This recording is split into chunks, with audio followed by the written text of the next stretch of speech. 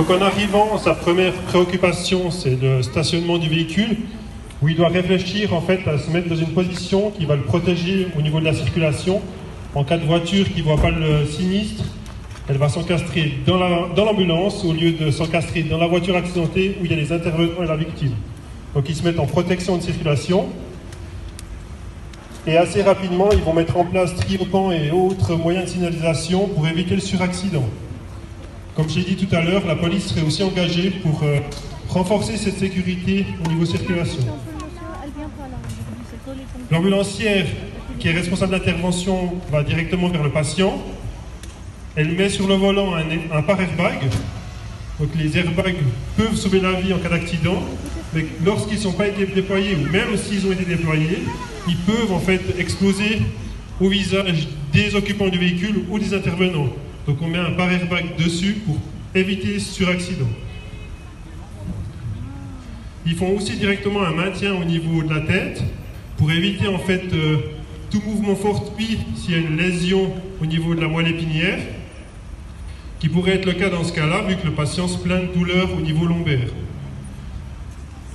Son équipier essaye de passer dans le véhicule par le coffre, vu qu'ils n'ont pas d'accès par les portes directement conducteurs et passagers, pour reprendre en fait le maintien de tête, afin que l'ambulancière qui est responsable d'intervention puisse faire l'évaluation du patient. On a vu aussi qu'elle avait retiré la clé du véhicule pour éviter qu'il se remette en marche, et elle tire le frein à main pour l'immobiliser.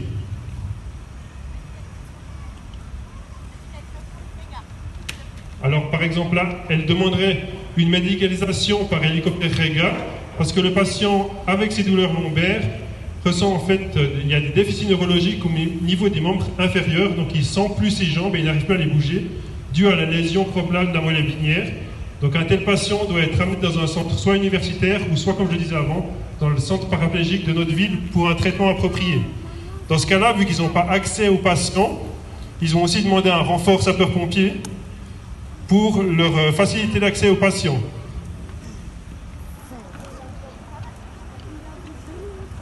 Donc là, elle a commencé l'évaluation déjà du patient.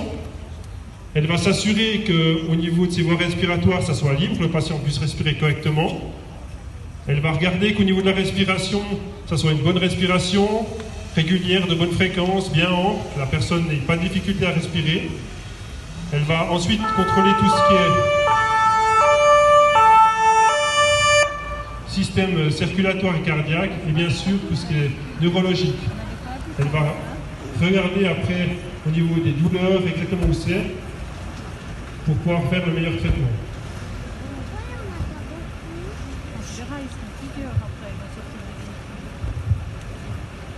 Voilà, arrivée des pompiers sur place, le chef de détachement se rend immédiatement auprès de l'ambulancier leader de manière à pouvoir être informé sur les attentes de l'équipe ambulancière. Ensemble, ils vont déterminer la stratégie d'intervention en fonction du temps que l'ambulancière estime avoir à disposition pour extraire son patient. Parallèlement, les pompiers consolident la signalisation de l'accident. On voit également qu'ils ont approché un extincteur pour garantir une protection feu en cas de départ de feu. Régulièrement, suite à un accident, on a des écoulements de fluide, on a des parties du moteur qui sont encore chaudes. Ils ont également immobilisé le véhicule à l'aide de cales, de manière à ce qu'on garantisse qu'aucun mouvement du véhicule ne puisse se produire. Et ils vont s'assurer que l'immobilisation et la sécurisation du véhicule a été faite correctement par les ambulanciers. Parallèlement, on voit déjà une bâche qui va faire office de place matérielle, où tout le matériel va être préparé pour l'intervention. On peut aussi observer dans les mains du chef de détachement pompier une tablette sur laquelle un logiciel, une application est à notre disposition pour identifier les dangers que les véhicules pourraient nous apporter. On retrouve là-dessus la position des airbags, les éléments de sécurité actifs et passifs, ainsi que tous les points de renfort qui seraient difficilement sectionnables par nos outils. De cette manière, ça lui permet aussi d'identifier où se trouve la batterie du véhicule. Ce sera une action qu'il devra mettre en œuvre aussi pour débrancher physiquement la batterie du véhicule pour éviter un déclenchement intempestif des airbags notamment. En parallèle, on voit toujours que la prise en charge sanitaire se poursuit. Donc la chef ambulancière a mis une voie veineuse, une perfusion au bras du patient pour pouvoir ensuite lui administrer par exemple des médicaments contre les douleurs afin de rendre ça un petit peu plus confortable pour le patient. On voit aussi le matériel qu'elle a pris en sortant d'ambulance, donc le sac rouge où il y a tout le matériel de première intervention afin de stabiliser les systèmes vitaux, un appareil de monitoring bleu pour prendre tout ce qui est paramètres vitaux. Dans ce cas-là, ce n'est pas une priorité pour les ambulanciers. Les ambulanciers se basent plutôt sur ce qu'on appelle la clinique du patient, donc vont plutôt regarder la couleur de peau du patient, s'il transpire ou pas, son pouls, sa respiration. On voit aussi qu'à l'intérieur du véhicule, les pompiers ont mis en place une couverture sur le patient pour éviter qu'il soit blessé par soit des débris de verre quand ils vont couper ou des morceaux de carrosserie qui pourraient gicler. Il est clair aussi qu'avec lui, il y a un ambulancier qui reste dans le véhicule et qui continue de surveiller les fonctions vitales du patient. Il ne reste jamais tout seul dans le véhicule.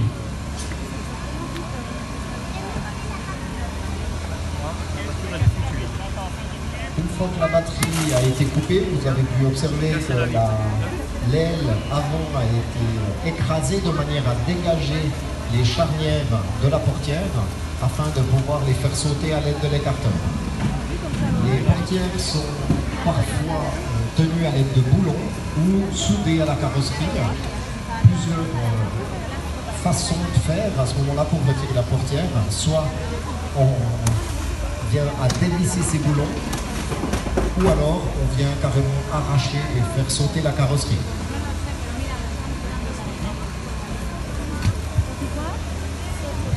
On peut voir qu'actuellement, une des ambulancières n'a pas accès aux patients, donc elle profite de ce moment-là pour déjà préparer le brancard avec la planche et le sac d'immobilisation en prévention en fait, du moment où le patient va sortir sur l'arrière du véhicule quand le toit aura été enlevé.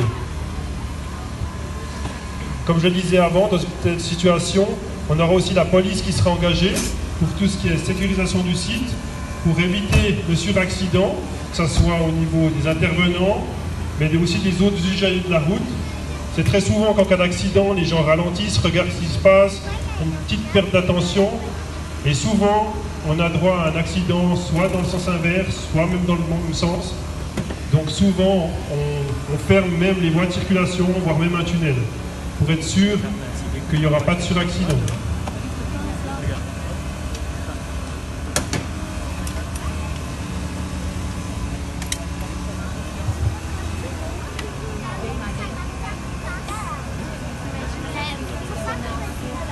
On peut voir aussi la chef ambulancière d'intervention et le chef du détachement pompier restent toujours en étroite collaboration afin de toujours en fait jauger le temps qui reste, l'état du patient, si on garde la même stratégie ou si tout d'un coup le patient venait à se péjorer ou si les fonctions vitales deviendraient moins bonnes, on pourrait changer de tactique et redonner du coup en fait une autre priorité et une autre tactique d'intervention pour sortir le patient différemment.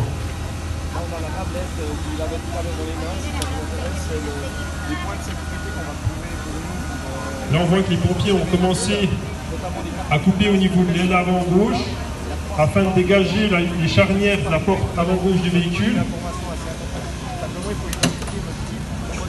pour pouvoir ensuite soit couper les charnières, soit alors, si c'est possible, de déboulonner les charnières afin de pouvoir enlever la porte. L'application d'autres pompiers commencent déjà aussi à s'intéresser au haillon arrière, où là, il va déboulonner les charnières du haillon arrière afin de l'enlever.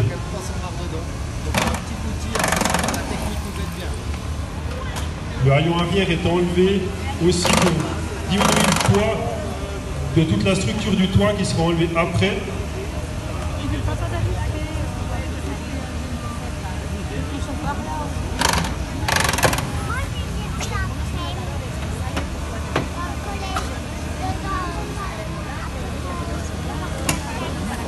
couper le... Donc là, comme je le disais aussi, pendant tous ces moments de désincarcération, l'état du patient est toujours évalué, ses douleurs aussi.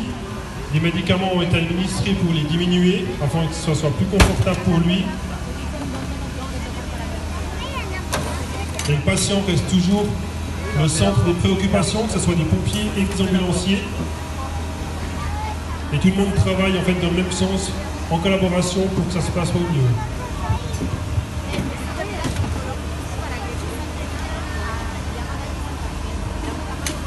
Dès qu'un pompier n'a plus rien à faire, il va reprendre une mission vers le chef de détachement.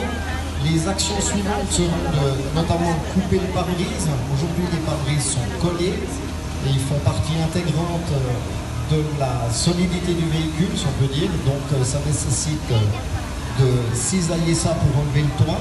On va retirer complètement le pare-brise parce que les pare-brises modernes sont relativement épais. Ça peut peser quand même jusqu'à 70 kg. Ça veut dire que si on laisse ça sur l'élément de toiture au moment où on lève, c'est du poids supplémentaire à porter par-dessus la tête du patient. Donc on va retirer le pare-brise dans un premier temps. Ensuite de ça, ils vont couper les différents montants de la voiture en terminant par le montant le plus proche de la tête du patient. De cette manière, quoi qu'il arrive, l'espace vital au niveau du patient est garanti. Ce sera au dernier moment, quand tout le monde a pris en charge le toit, qu'on va couper ce dernier montant. On voit aussi maintenant que la porte a été enlevée, l'ambulancière a un accès entier au corps du patient. Donc elle va aller vérifier au niveau des membres inférieurs, s'il n'y a pas des hémorragies qui étaient cachées jusque-là. Elle va aussi pouvoir vérifier au niveau de la sensibilité et de la motricité des jambes s'il y a une absence ou une diminution. Dans ce cas-là, c'est une absence complète. Et surtout voir un petit peu à quel niveau, jusqu'à quel niveau il y a un déficit neurologique pour pouvoir un petit peu estimer la hauteur de la lésion au niveau du dos. Elle a aussi posé un collier cervical ou une minière autour du cou du patient pour vraiment immobiliser la nuque afin qu'elle ne bouge le moins possible, toujours en prévision d'éviter des lésions secondaires.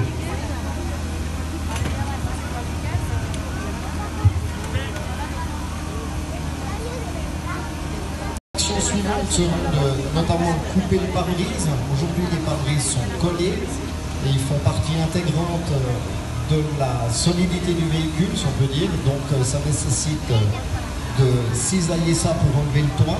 On va retirer complètement le pare-brise parce que les pare-brises modernes sont relativement épais. Ça peut peser quand même jusqu'à 70 kg.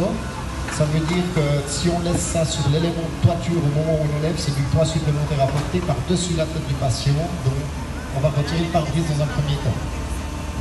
Ensuite de ça, ils vont couper les différents montants de la voiture en terminant par le montant le plus proche de la tête du patient. De cette manière, quoi qu'il arrive, l'espace vital au niveau du patient est garanti. Ce sera au dernier moment, quand tout le monde a pris en charge le toit, qu'on va couper ce dernier montant. On voit aussi maintenant que la porte a été enlevée, l'ambulancière a un accès entier au corps du patient. Donc elle va aller vérifier au niveau des membres inférieurs, s'il n'y a pas des hémorragies qui étaient cachées jusque-là. Elle va aussi pouvoir vérifier au niveau de la sensibilité et de la motricité des jambes s'il y a une absence ou une diminution. Dans ce cas-là, c'est une absence complète.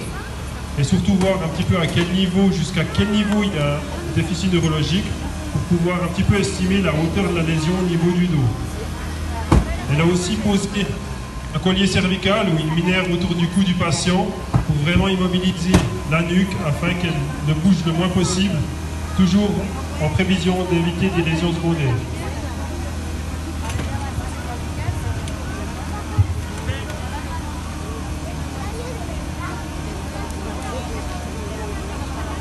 Un équipier pompier est en train de s'équiper d'un masque pour aller couper le pare-brise, la poussière, le masque est tombé. La poussière extrêmement fine dégagée par la coupe du pare-brise, c'est pas conseillé de la respirer, honnêtement. Donc on se protège des voies aériennes. Le patient et les ambulanciers normalement sont également équipés ou alors ils sont protégés sous une bâche au moment de la coupe. On peut aussi observer que dès qu'un élément saillant fait son apparition suite à une coupe, il est immédiatement recouvert par une protection de manière à ce que les intervenants ne se blessent pas lors des manœuvres de dégagement ou d'extraction du patient. Il va de soi que chaque manœuvre de désincarcération est coordonnée avec le leader ambulancier, de manière à savoir si oui, j'ai le temps, attention, je vais faire du bruit. Il y a toujours un dialogue en permanence et on renseigne en permanence aussi le patient par rapport au bruit qu'il pouvait entendre. Généralement, quand on a eu un accident, c'est pas la meilleure journée de notre vie. En plus, quand on coupe une voiture, on n'est pas dans la meilleure condition. En plus, on est blessé. Donc, on essaye de tenir compte de tous ces paramètres.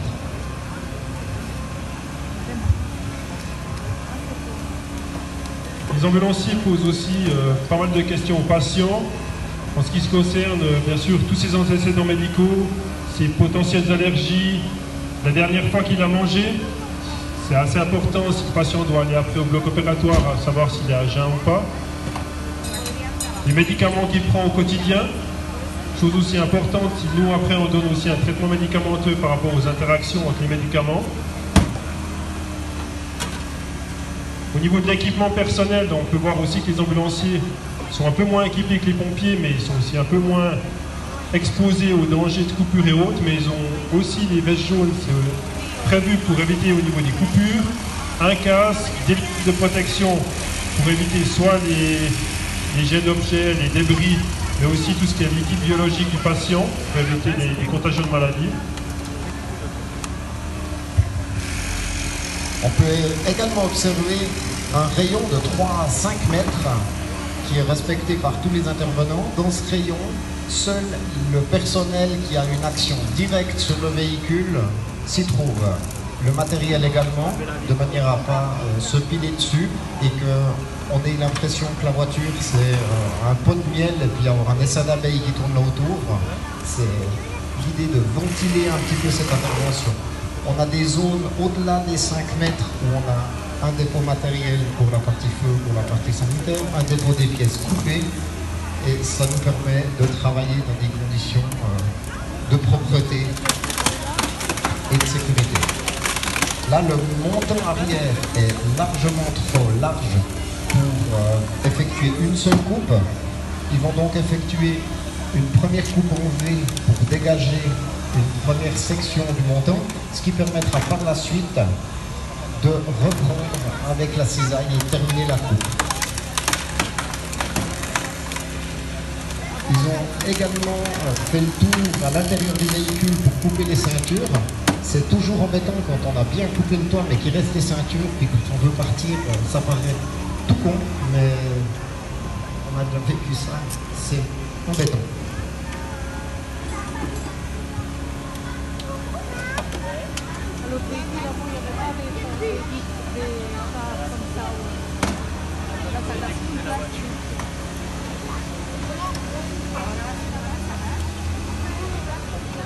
On observe aussi le chef d'engagement pompier qui tourne en permanence autour du véhicule et qui régulièrement contrôle la stabilisation, le calage de stabilisation, parce que quand on rajoute du poids, on enlève son véhicule, les cales bougent, donc il faut en permanence réajuster, contrôler qu'on soit toujours en tension de manière à limiter ces mouvements de suspension.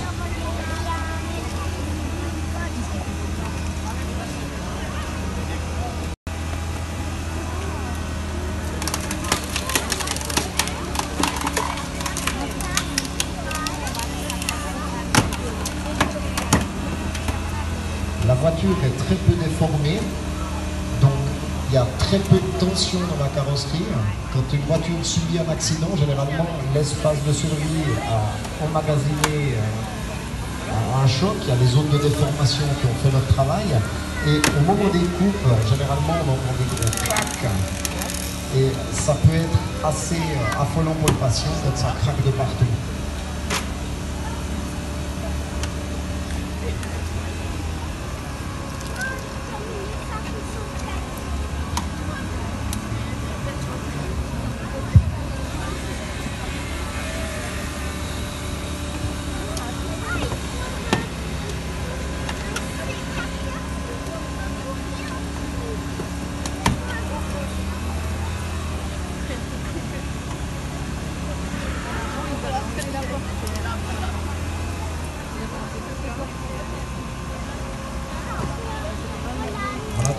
fait un premier accès sur l'arrière avec une taille en V, une taille sur l'avant, ce qui lui permet juste de rentrer la cisaille pour finaliser la coupe.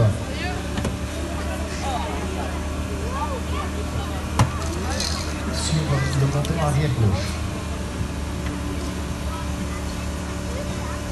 Dans le cadre de cette démonstration, on a également enlevé la portière passager.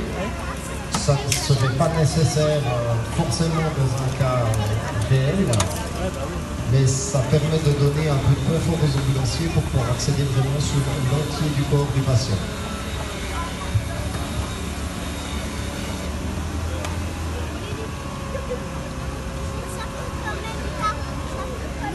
On voit aussi anticipation, enlever les éléments intérieurs du véhicule qui pourraient nous embêter par la suite pour l'extraction. Il y a toujours ce petit coup d'avance qu'on doit avoir pour perdre le moins de temps possible et sortir le patient dans les plus brefs délais.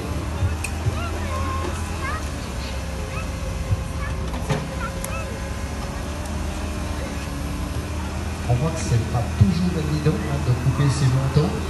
Il y a non seulement la tôle qui nous pose quelques problèmes par sa largeur, mais également tous les plastiques, le garnissage intérieur qui font réussir à amener dans la cisaille pour sectionner complètement.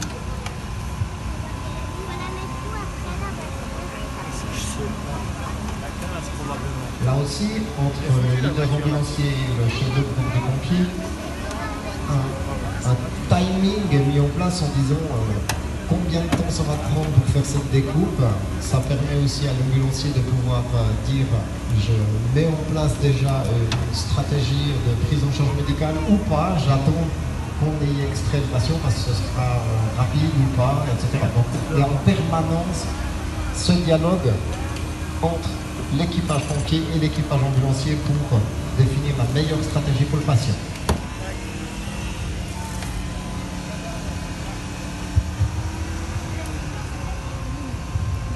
Voilà, comme je vous l'ai dit tout à l'heure, on procède à la découpe du dernier montant, donc celui qui se trouve à côté de la tête du patient. Les pompiers, les équipiers se mettent pour tenir le toit, de manière à éviter qu'il tombe sur la tête du patient. On se coordonne, tout le monde est prêt, on procède à la découpe.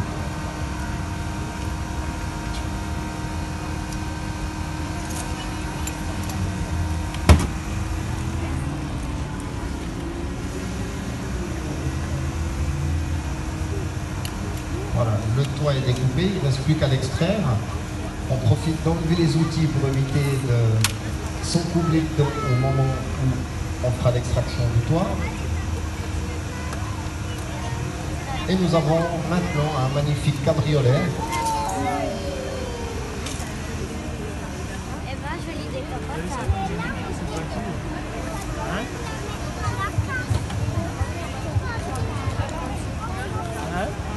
Donc là, l'ambulancier leader commence à préparer le matériel à l'arrière du véhicule avec le brancard ainsi que la planche jaune qui va servir à extraire le patient du véhicule.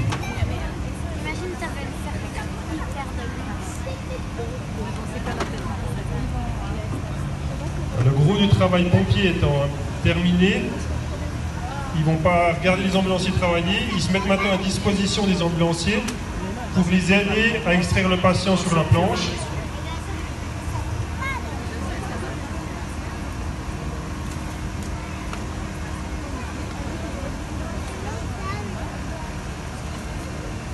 Donc là, ils vont commencer par abaisser, si possible, le siège conducteur afin de pouvoir glisser la planche jaune dans le dos du patient.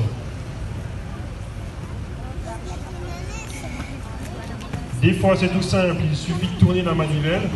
Des fois, c'est plus compliqué maintenant avec les voitures d'aujourd'hui, avec les sièges électriques, surtout quand on a enlevé la batterie et qu'il n'y a plus d'électricité. Ça nous arrive de devoir couper aussi le dossier des sièges.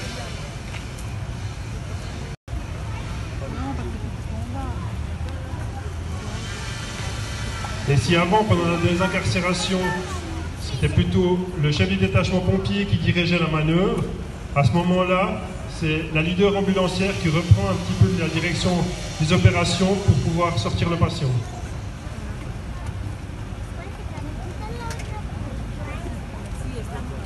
Donc là, ils vont passer sous les épaules du patient pour pouvoir le monter sur la planche, en ayant préalablement vérifié qu'il n'avait pas les pieds coincés sous les pédales.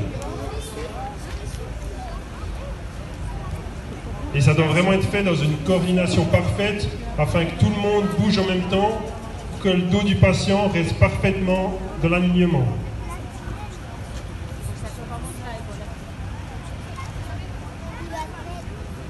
Voilà, le patient est maintenant sur la planche et va pouvoir être transféré sur le brancard qui se trouve à l'arrière du véhicule. Toujours avec quelqu'un qui lui maintient la tête pour éviter les mouvements de la nuque.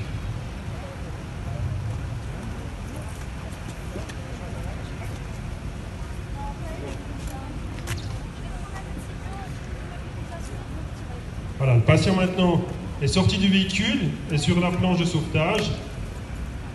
Et afin d'éviter tous ces mouvements fortuits qui risqueraient de faire des lésions secondaires, on va maintenant le sangler sur la planche avec plusieurs sangles pour qu'à la fin il soit complètement immobilisé, y compris au niveau de la tête.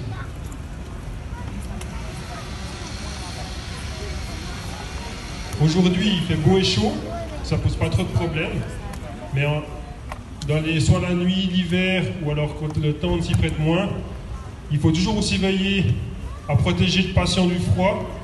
Là, il est peut-être resté immobile pendant un long moment dans son véhicule. Et l'hypothermie peut arriver très rapidement. Donc on s'en soucie assez rapidement et si besoin, on met des couvertures de survie pour vraiment éviter que le patient ait des déperditions de chaleur. Là, on voit que le sanglage du patient avance assez rapidement. Donc il est sanglé avec les sangles bleues sur la planche. Et ensuite, il est ressanglé avec les sangles du brancard pour éviter que s'il y a tout d'un coup un freinage brusque dans l'ambulance ou un choc, la planche soit bien solidaire du brancard et ne bouge pas d'avant en arrière. Ils ont aussi commencé l'immobilisation au niveau de la tête avec un dispositif autocollant qu'on met sur la planche et 2 autocollants qu'on va passer sur le front et sous le menton afin qu'ils ne puissent vraiment plus bouger.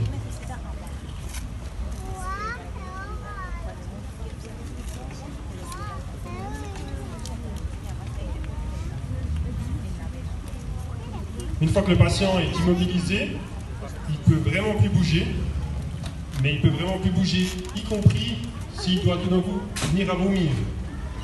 Ce qui est souvent le cas lorsqu'il a un traumatisme. Donc il doit vraiment rester sous surveillance d'ambulancier en continu. Et là, si le patient a besoin de vomir ou quoi que ce soit, c'est l'ambulancier qui devra retourner la planche sur le côté afin que le patient ne s'étouffe pas lui-même avec son vomi en position couchée sur le dos. Donc c'est vraiment une surveillance continue qui doit être faite dès ce moment-là pour éviter ce problème. Voilà, le patient est conditionné pour le transport.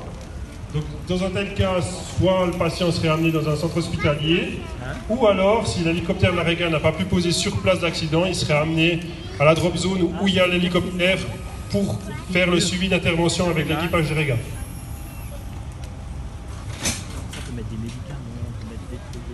Voilà, la démonstration touche à sa fin. On a pu bien voir que le point essentiel d'une telle intervention, c'est la collaboration des 2 métiers.